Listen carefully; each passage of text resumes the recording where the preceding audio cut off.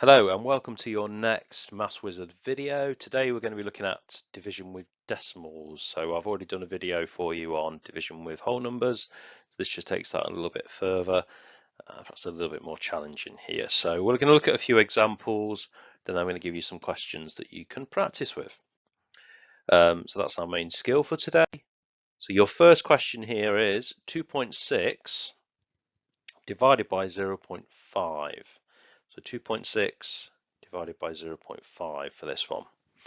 Okay, now there are some similarities with multiplying decimals, but the main difference here is we don't necessarily always need both numbers to be whole numbers. The aim is always to ensure that the number you are dividing by, so this second number here, is a whole number. So to do that, we're going to move the decimal point once to the right. Now, we then have to move it the same number of times on the first number here. So and in this case it's our 2.6, and we're then going to do 26 divided by 5. Now the main difference with dividing with decimals is we do not need to move any decimal points back at the end, and that's because here we've made both numbers 10 times bigger. So all that means is 0.5 goes into 2.6 the exact same numbers of times that 5 goes into 26. And I'll give you a really simple example for this. 200 divided by 50, that gives you 4. Well, 20 divided by 5 also gives you 4 as well. So the same number of 50s go into 200 as the number of 5s that go into 20. And that's because, if you have a look, both numbers there are exactly 10 times bigger. So that's why this kind of works with this example as well.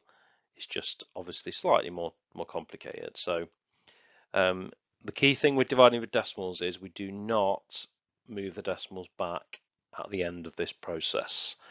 So we now do it exactly the same way as we would whole numbers. So we've got 26 divided by 5 here. Well, 5 doesn't go into 2, so we write a 0 there. 5 goes into 26 5 times, but we have got a remainder here. So we write our 0 after the decimal point. We've got our remainder of 1, and that's because remember that 5 times 5 is 25. And then 5 into 10 goes exactly 2 times. And our answer stays as 5.2. Remember, with division, we don't move that decimal point back at the end. Okay. So our next example then, we've got 4.34 divided by 0.7. So this one, we want to make that second number a whole number. So we're just going to move the decimal point once so it becomes 7. So that means we only move it once here. So we're going to end up with 43.4 here. And we're going to do 43.4 divided by 7. So it's a good idea to write your decimal point in the right place there, so it's all lined up nicely for when we do this. Now 7 into 4 does not go, so you can write a 0 there. 7 into 43, that goes 6 times, and that's because 7 times 6 is 42. We've then got a remainder of 1, which goes here. So 7 goes into 14 there twice. So our final answer here will be 6.2. Remember, don't move that decimal point back at the end. So if we have a look at our next example, so the objective here is to make that 0.22. So we do that by moving the decimal place once. We've then got to move the decimal point once here for our 0.07. So we're going to be doing 0.7 divided by 2 here.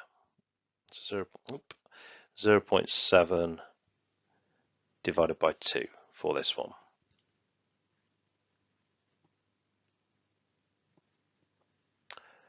Okay, so we write our 0.7 here. We write our 2 there. Now 2 into 0 does not go.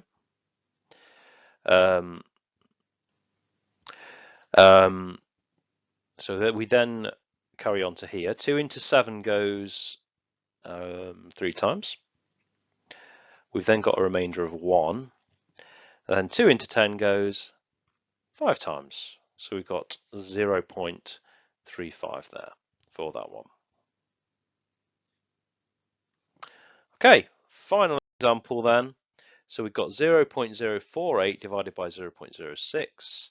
So we're going to move that decimal point twice to the right to make that 6, which means we're going to make this number 4.8 there. And we're going to be doing 4.8 divided by 6. So 6 into 4 does not go. Carry your 4 across there, and 6 goes into 48 exactly 8 times. So again, we do not move our decimal point back at the end. That's the key thing to remember. So we just leave it as 0.8. Here are 5 questions for you to practice with now. So remember, the objective is to ensure that your second number is a whole number. So you've just got to move the decimal point to the right the correct number of times to ensure that that's the case. And then you've got to move it the same number of times with your first number. So if you pause your video, have a go, and then I'll show you the answers.